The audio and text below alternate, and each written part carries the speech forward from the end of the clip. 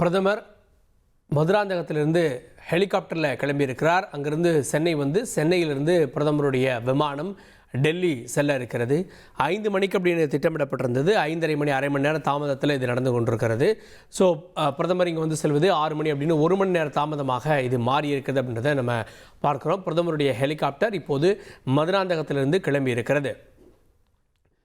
தொடர்ந்து பிரதமர் முன்வைத்த குற்றச்சாட்டுகள் தொடர்பாக பார்வைகளை பெற்று வருகிறோம். நம்முடைய விசிகாவுடைய துணை பொதுச் செயலாளர் திரு வன்னி அரசு இணைந்திருக்கிறார்.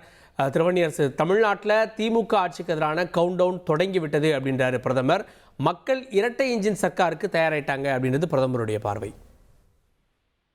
மரியாதைக்குரிய இந்தியாவுடைய தலைமை அமைச்சர் மோடி அவர்கள் அவர் பேசிய அந்த அரை மணி நேர உரை அப்படிங்கிறது வந்து ஒரு மிரட்டும் துணியில அல்லது ஒரு பீதியை உருவாக்குகின்ற துணியில தான் அவர் வந்து பேசியிருக்கிறாரு.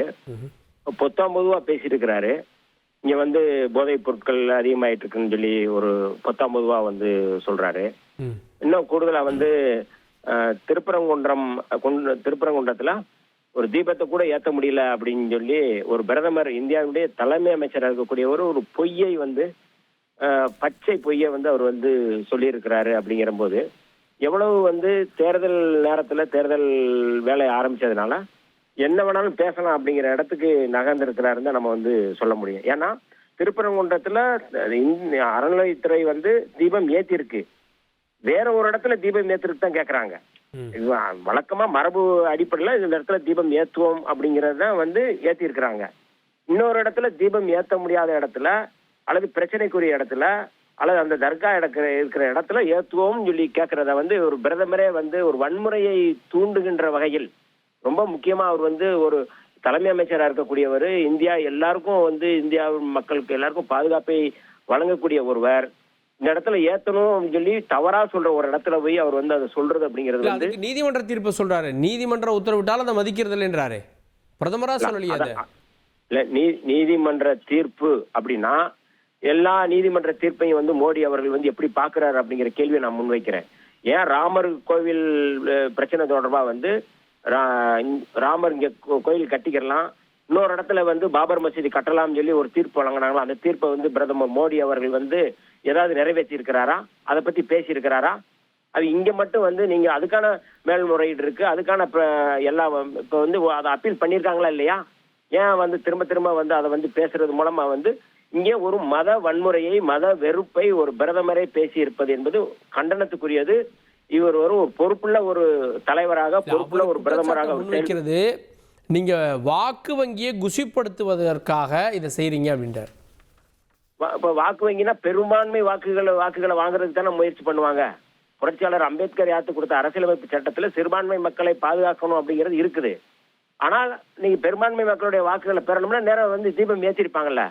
அப்ப வாக்குகள் அடிப்படையில இந்த அரசு, திராவிட முன்னேற்ற கழக அரசு செயல்படல, அரசியலமைப்பு சட்டத்தின் அடிப்படையில தான் அது செயல்பட்டு இருக்கு.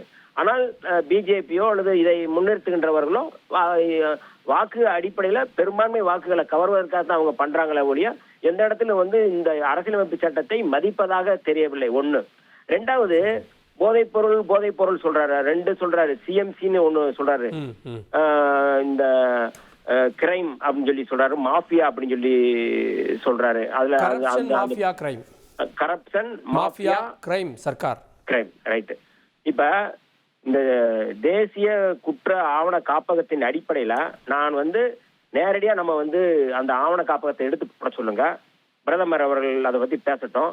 முதல்ல ரொம்ப பெண்களுக்கு பாதுகாப்பற்ற மாநிலமா இருக்கக்கூடிய எது அப்படிங்கறத அவர் சொல்லட்டும், அல்லது பாஜக சொல்லட்டும். உத்தரப்பிரதேசமா தமிழ்நாடுன்னு சொல்ல சொல்லுங்க, குஜராத் அல்லது தமிழ்நாடுங்கிறத சொல்ல சொல்லுங்க.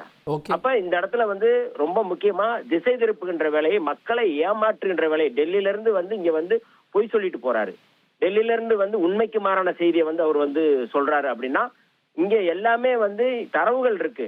7 மடங்கு காங்கிரஸ் திமுக ஆட்சியின் போதை விட இன்னைக்கு நாங்க 7 மடங்கு அதிகமா நிதி கொடுத்துருக்கோம்னா 7 மடங்கு நிதி எங்கெங்க கொடுத்துருக்கீங்கிற கேள்வி இருக்குல்ல, என்ன கொடுத்துருக்கீங்கன்னு கேட்கறது இருக்குல்ல.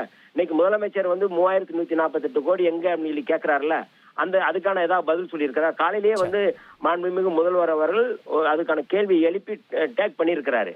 நீங்க அதுக்கு பதில் சொல்லு, எந்த இதுக்குமே பதில் சொல்லல. அப்ப பதில் சொல்லாமல் வெறும் வாக்குகளின் அடிப்படையில அதை வந்து பேசியிருப்பது என்பது வெட்ட வெளிச்சமா இருக்கிறது. மோடி அவர்கள் இன்னும் எத்தனை முறை வந்தாலும் தமிழ்நாட்டுக்கு வந்தாலும் அந்த உரை அப்படிங்கிறது வந்து ஒரு ஏமாற்று உரையாகத்தான் இருக்கும் அப்படிங்கிறது எந்த மாற்று கருத்தும் இல்லை. நன்றி திரு வன்னியரசன், உங்களுடைய பார்வைகளை பதிவு செய்ததற்கு.